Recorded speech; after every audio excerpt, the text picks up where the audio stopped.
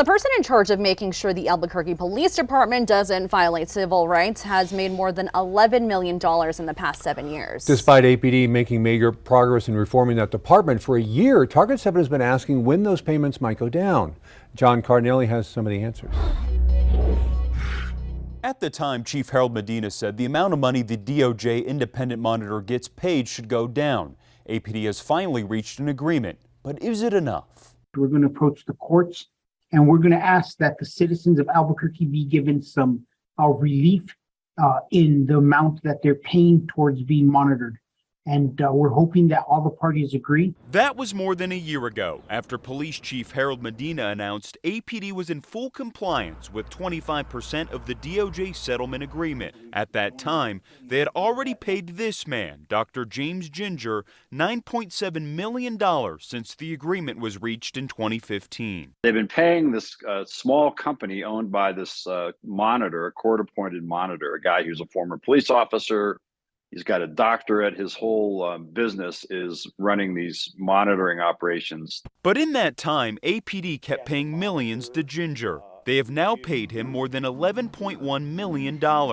He makes about $133,000 a month. Target 7 has been asking when those payments were going to go down. This was Chief Medina in June. So we're in that negotiation process, and I feel very confident that we are going to get to a much better place and still have the monitoring we need, plus ensure that we're securing public dollars. The city has said it wanted a 40% reduction. Recently it announced Ginger agreed to 30%, meaning he will still make $1.1 million a year. KOAT legal expert John Day says the city did not have a lot of negotiating power. Under the court-appointed agreement or the court-approved agreement, the monitor basically has a lot of authority. So how did we get here in the first place? If you recall, it was more than 8 years ago when the Justice Department determined that APD engages in a pattern or practice of use of excessive force. That was after APD had shot and killed 20 people over a 4-year period. The feds reached a settlement agreement with APD, calling for them to make 300 policy changes and to hire an independent monitor to ensure those changes were happening.